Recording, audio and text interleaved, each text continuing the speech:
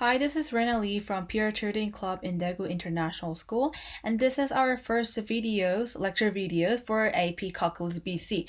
For students who are looking forward to take exam of AP Calculus AB, don't worry so much because this curriculum will also include chapters for you, not only for BC only. So let's take a look at our first chapter, section 1, which is limits and continuity.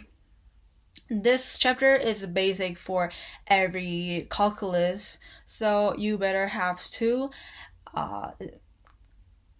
focus on this chapter. Let's start. So this is the definition of limits that you really have to memorize it. The limit will exist if and only if limits is heading to limits of x towards c minus of function equals limits x towards c plus of the function equals limits of x towards c of the function equals to L. This L means just a number, just a constant number. It doesn't actually mean anything. It's just a number, random number. So don't worry much about it.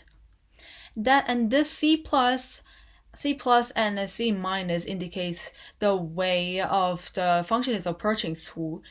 So as we are heading further, you will get to understand more, so don't worry about it. It's just the first step of the lesson. It's fine that you're getting confused. And then, this is really important also, 3-step definition of limit at a point. At a point means C, which is talking about over here. Limits of x towards c minus of the function exists. Limits of c towards c plus x towards c plus of the function exists. And then lastly, limits of limits of x towards c minus of the function equals limits of x towards c plus of the function equals L. This, you guys, if you notice it, this is the whole definition of the limit. For people who is getting confused, if I apply this to the actual function, then it might look like this. Limits of x equals 4 minus of the function, and then limits of x towards 4 plus of the function, and then like 18, which is L. Function can be anything, like 2x minus 1, x to the 4th power plus x to the 2nd power minus 1. It can mean anything. Oh, and the limit describes the y values to which the function is approaching. It gives us a way to talk about the activity in the neighborhood of a point, whether or not the graph exists at the point or not. So you guys have to understand this concept. Next, it's about continuity at a point. I said it's concavity, but it's not. It's actually continuity. Don't get confused, guys. It's my fault. So the definition. A function of fx is continuous at a point x equals c if limits of x approaching to c minus of fx function equals limits of x approaching to c plus of the function equals fc. This means that first, limits of x approaching to c of the function exists, and secondly, fc exists, and lastly, limits to the x approaching to c of the function equals fc. For example,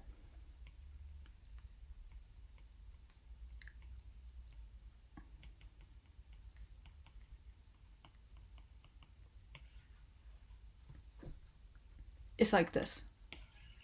C is just a number. It's just a random number, guys.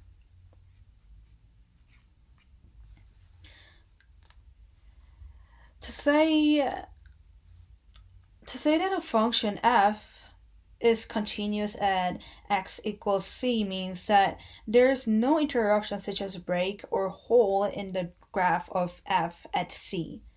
F at c means there's a graph, and then this is x and this is y, and there is a graph, and this is c. This is c, and this is fc, guys. Right? If a function is continuous at a point, then the function value and the limit value are the same at the point. Okay? So let's practice. For the function given, we have to determine the value algebraically. If you can see right here, you can see the limits given right here, over here. For the first x to the second power, it has a limit of x is less than 2. And for the second function, 2x minus 1, the limit is given that x is bigger than 2. And this is like for every x values. So it's just given. You can't do anything about it. So the domain of fx. Fx means these two both. We are not looking these two individuals, but as a whole. Okay? So for the domain of fx, we have two limits, which is x less than 2 and x greater than 2. If you're looking this as a graph, even though it says algebraically, but you have to like think this as the graph in your mind right after looking at this algebraically written functions. It looks like this. I'm not gonna draw the y axis because we don't actually have to look at that to see the domain. Domain means x value, x axis. If you're wondering what y axis means, then I'll write here for you. It's called range.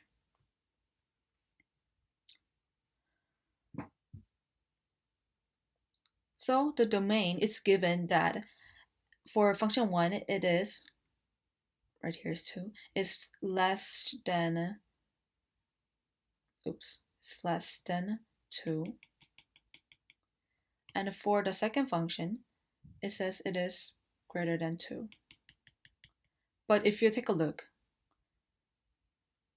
these two limits are both not encompassing the number 2 because it doesn't say the sign is encompassing,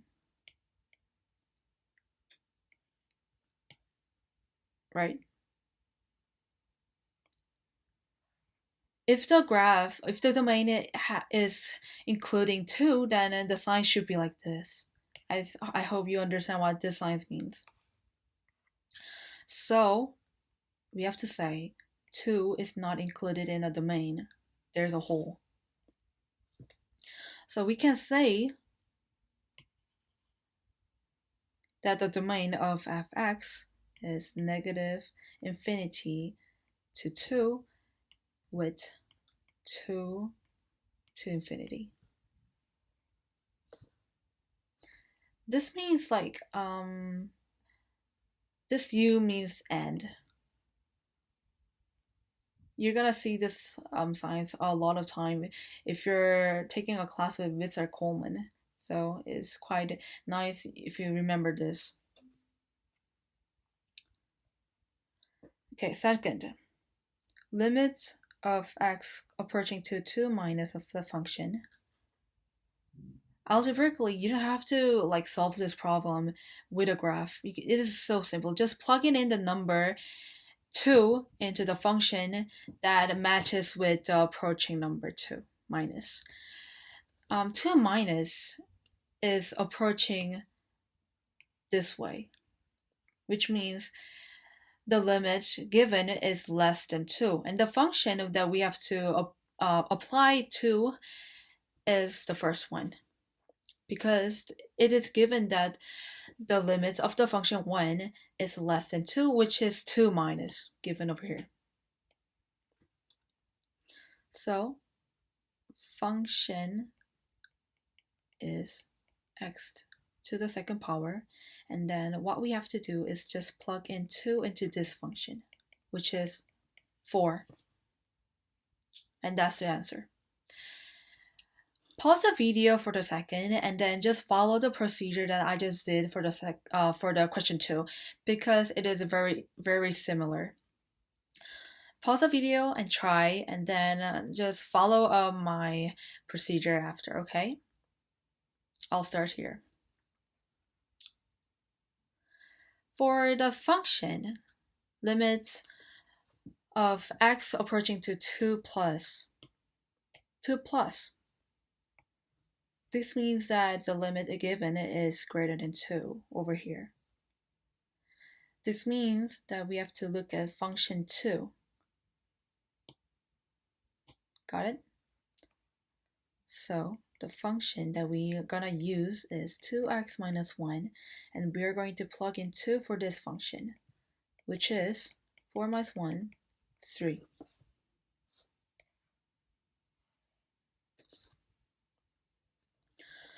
So this is gonna be quite confusing, but it is very important because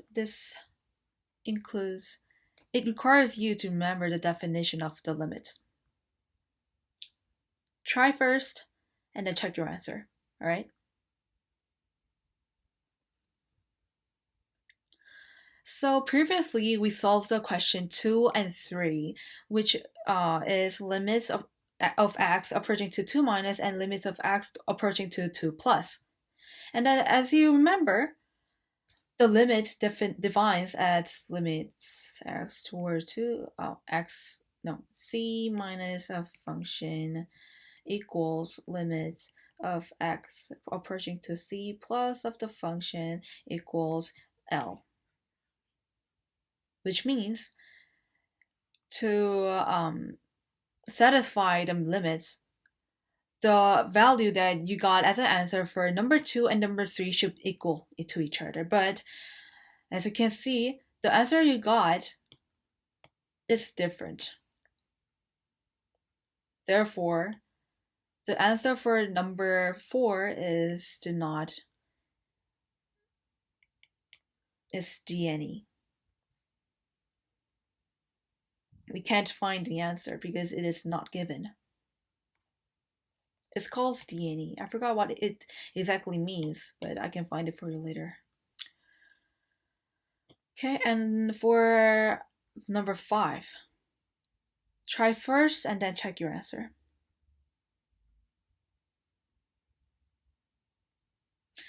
It is quite simple because if you can see, it is already given that, as I previously explained to you, that the limit given doesn't include number 2. It excludes it. Therefore, F2 is also D&E. You can't find it.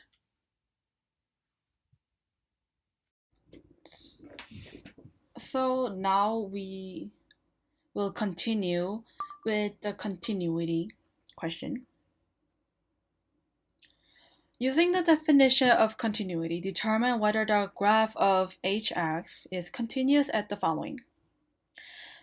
So guys, please remember the definition of continuous at a point of x equals c that I just previously explained to you. But because I'm so kind, I will write the definition at the top.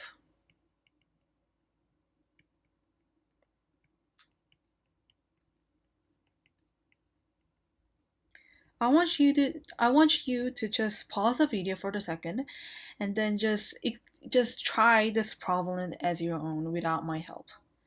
Because challenging will help you improve. So just pause the video and then start working on it. So for the first question, all you have to do is just plug in the number to the function. So let's try. h2 equals 2 to the third power minus 4 times 2, over 2 to the second power plus 2 times 8 minus 20, which is equals to 8 minus 8 over 4 plus 16 minus 20, which in turn you'll find out that it is 0 over 0. At this point, you guys have to remember another definition of some two concepts, which is first vertical asymptote and second a hole. Vertical asymptote.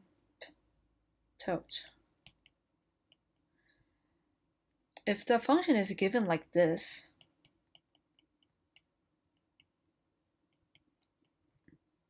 which is a fraction, and then if you plug in the number and you found out that the function became like a random number and a denominator which is 0, then you'll find out that there is a vertical asymptote in this graph. If there's a graph which is fx and there is an x value c, and then you find out that in this point there is a vertical asymptote. So if there is a vertical asymptote in the graph, then you'll find out that the graph shouldn't be looks like this. It's just an example, just so next time if you find out that if you plug in the number and found something like this, then you'll find out that there is a vertical asymptote. And second, a hole. You'll find a hole if there's a fraction, fx, and then it turns out to be like 0 over 0. Then there's a hole. For the people who wonder what is hole, there's x, and then there's y, and the graph looks like this, and this is fx. And at the point of x value, which is c, there is a hole. This means that there is no value existing when f equals c. So it is undefined. It's not existing at a point. There's just a blank at the point here. So it turns out to be that h2 equals 0 over 0, which means, as we just learned, there is a hole if you apply 2 into that function. Therefore, we can say that hx isn't continuous at x equals 2.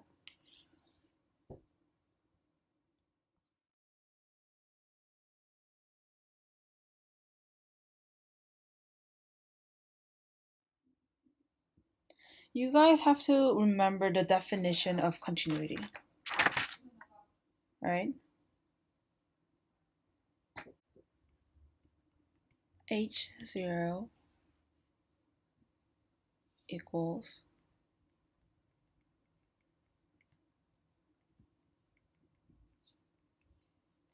which is 0 over negative 20, which is 0. This means that if you try to put limits on here, you'll find out also the same answer, which is 0. You guys tried it on here, right? It's the same method, just plug it in. Limits of h0 equals 0, and then h0 is also equal 0. Therefore,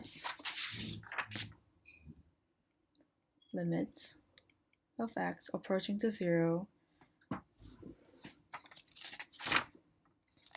of hx equals to h plugged it in with a 0 equals 0. This turns out to be that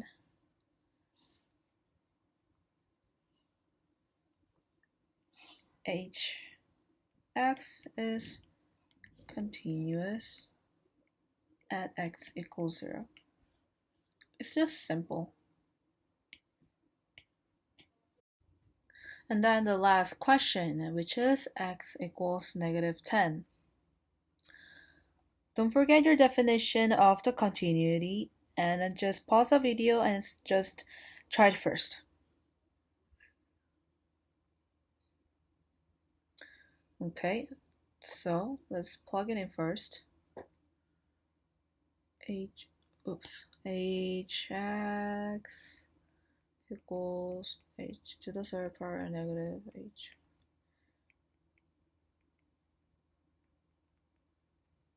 Okay, plug it in.